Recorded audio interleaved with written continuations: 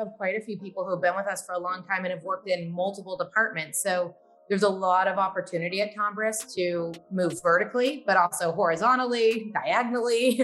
A lot of people show aptitude for an area that they didn't know, or like, in the case of analytics, for example, that didn't really exist 15 years ago. So our chief analytics officer came from the account side and now has, homegrown this team of over 25 people. Welcome to the Marketing for the Culture podcast, powered by the African American Marketing Association. Each week, we'll bring you an insightful conversation from some of the best experts in our industry on how to advance our career. Join the collective of Black marketers across the world, advancing their brand as we work towards creating a collaborative community. Hey everyone, welcome back to Marketing for the Culture. Today, we have two special guests. We have Margaret Morales and Jodi Cohen with Tombras, a full-service independent advertising agency. So I'm really excited about this episode so we can learn the inner workings of what goes on in an agency. So welcome both of you to the show today. Thank you. Oh. So Margaret, why don't you start? Tell us a little bit about yourself and what you do. Yeah, my name's Margaret Morales. I am the Director of Creative Talent at Tombras. I have been in recruiting for, since 2012 now. Started out at a boutique creative recruiting firm in Manhattan. And then I was at another agency that was based in Brooklyn, and now I'm at Tombras. So focusing on hiring and finding all the best creative talent. Very cool. Jodi? Yeah, I'm Jodi Cohen. I'm the Director of Talent Acquisition at Tombras.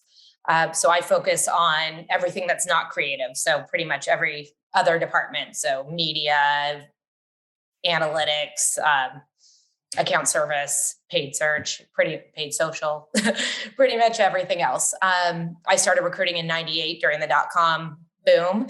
And so obviously in tech recruiting, and then moved into creative recruiting in the early 2000s.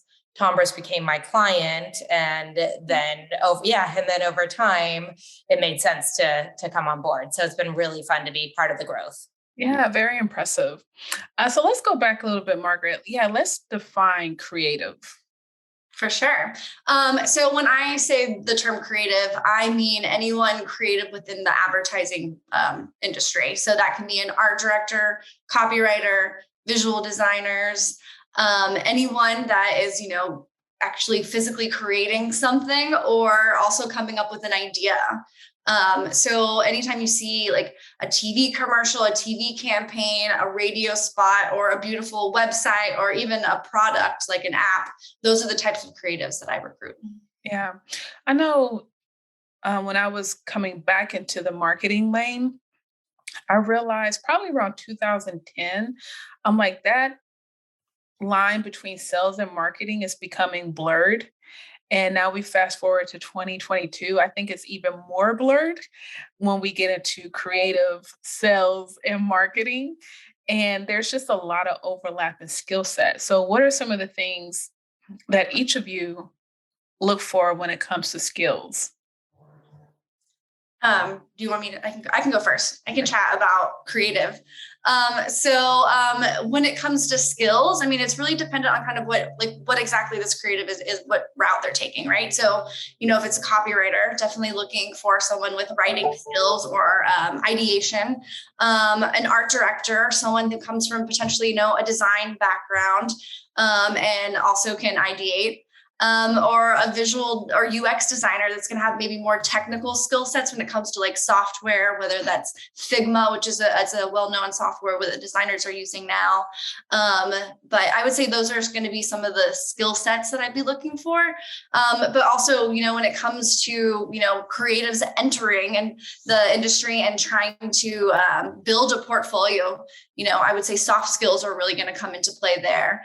You can have a foundation when it comes to creative, but when you're trying to, get the job and create the work to put in your portfolio, soft skills are really going to play an important part when it comes to ambition and drive and just excitement and passion about wanting to learn and create things within the industry and being able to take feedback as well. And what over the past couple of years, I guess, what are some of the top 3 to 5 skills that have kind of just shot up to the top? Because there's a lot of talented people, right? But I know when it comes to your lane, advertising, your clients, there's specific skills that you're probably looking for. So, for example, I used to work a lot with photographers, and I'm like, oh my God, I admire their work, but I'm a business professional, and maybe their skill set didn't translate into what I was looking for in my personal brand. Does that make sense? Yeah, I mean, Jodi, do you want to chat about maybe more of the technical skill sets that you look for in some of your candidates? Yeah, I can speak to the non-creative roles in terms of what I look for. Most of my roles are a little bit more, I'd say, quantitative in the sense that you either have certain experience or you don't. You've never been experienced in it. For the more entry-level candidates where maybe they haven't had experience, it's have they tried to do a project in it? Maybe it's even schoolwork. Maybe they've taken something on their own to give them some experience. So those are some of the things we look for in terms of the skills. Another thing that I definitely look for in candidates, and this goes to the soft skills, is job stability, why they've left jobs in the past. That tells a lot about a candidate. So sometimes you'll often see a theme, whether positive or negative, and why they've moved on for jobs. Hopefully it's positive. But those are definitely things that I look for to help qualify a candidate. And again, someone who maybe doesn't have as many of the job skills, but could be a good person to hire. Mm-hmm. Okay. And to actually piggyback on that. So when it comes to drive, right, and for creative, some people haven't had the opportunity, right, to add things, to actually create things. So what I've seen and what attracts me to specific candidates, maybe that haven't been given the opportunity, is going to be, have they, taken a brand that they've seen out in the wild and put a spin on it? Have they created that's what we would call spec work. So coming up with something on their own, adding it to their portfolio. And I've also seen where, candidates that maybe, didn't have the opportunity to go to a traditional portfolio school.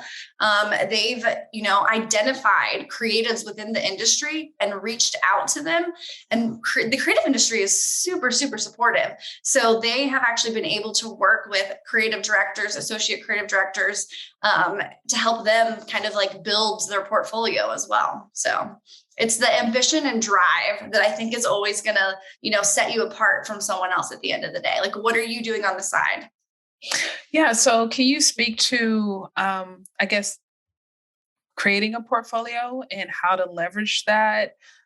Do they attach that with their resume or upload it with their resume? And because I speak at a university every semester, and I do see that's something that students struggle with. And it's really about how do I start the portfolio, because they do need that opportunity. Yes. So you will see different paths, right? So people will go to a portfolio school, which will actually give them classes and to, have actual briefs and learn how to do that in advertising. Not going to always have that opportunity. So with that, I always tell people that want to break into the industry and build a portfolio, go onto, there's certain websites, right? So there's like Ads of the World, there's iSpot, there's Creativity Online, where you can find advertisements and then you can find the credits of who made them. So if you identify those copywriters, those art directors, the designers, and go stalk them on LinkedIn, find them and send them messages and compliment their work and say, I really, really want to get into advertising. Would you be open to chatting? And I would say, like, you have nothing to lose, because it's either they respond or they say, of course, I want to chat with you. And I've seen a lot of people help like build books just based on their advice. And it's going to come down to the spec work and making an idea and being able to put that in a portfolio. You'll see candidates also use websites to organize their portfolio. So there's websites like Behance, which is that's a popular one. And there's also Squarespace, but I know that can be a little bit expensive. And also, Wix is one too. So there's different platforms that you can use to help organize your work. But again, like identifying those people and reaching out to them, a creative is more than like, if they have the time, they're more than willing to help you organize your work and being able to present it and position it. But to think of like a little bit more specifics, there's different types of mediums, right? So when we're looking at a portfolio, I like to see a wide range in a portfolio. So have you been able to work on print? Can you do anything from print to, maybe you haven't been able to actually produce a TV campaign, but, maybe you've come up with a script, you've been able to write a script if you're a copywriter. But then also if you're say like an art director, so you can do like print, maybe like some websites, different types of mediums, but then maybe you're also an illustrator on the side too. So the wide range in a portfolio is what I'm looking for in a candidate. That's good. That's good. And do both of y'all use LinkedIn for candidates? All the time. Yeah, it's like it's every day, all day, every day. I think I have somewhere between 10 to 15 LinkedIn tabs open at all times. Wow. And Margaret, what about you and Instagram? Yeah. So, the market's been crazy, right? Yeah. People aren't reading their LinkedIn messages anymore. So we've had to get creative to get creatives and to get candidates. And I will slide into people's DMs. Okay. Definitely something I am not ashamed to say that I've done. And it's worked at times and other times it hasn't. But again, I have nothing to lose. So, but Instagram is also, I follow different like design Instagrams as well. And then also the portfolio schools have started creating Instagrams and work from the students there. But if I find a candidate and, they're not responding to me, sometimes I'll go onto Instagram. So. I appreciate that confirmation because I've had these conversations with the creatives. I'm like, you need to be on LinkedIn. It's like, my people are not on there. And I'm like, you never know. Well, and to that point, not every company has a dedicated creative recruiter. Before Margaret came on board, it fell on me, and I don't know the creative world as well as Margaret does. So I am going to go to LinkedIn and look at maybe companies people are coming from or design schools, or I'm going to look for something a little more tangible. So even though, I'm not going to be able to really assess their portfolio, it will at least give me a start. So they should absolutely have a profile just to be out there. LinkedIn's also very powerful because it's the resume you can take with you and the connections you can take with you. Back in the olden days before LinkedIn, if you moved companies, all of your information had to stay at that company. Everything was locked there. LinkedIn travels with you. So it's something everyone, in my opinion, should keep very updated and be active on. Mm-hmm. And then also other platforms that are used for, sourcing creatives and displaying their work are also going to be Working Not Working. And then also Dribble. And I mentioned Behance earlier as well too. Yeah, thank you for that. Okay. So I know the big thing is education. We have traditional colleges. I know you mentioned portfolio schools. And once again, in today's climate, is a degree important? Are there certain certifications that you're looking for both of you? I would love to hear your thoughts. Yeah, I'll jump in on that. So I would say it's become much less important.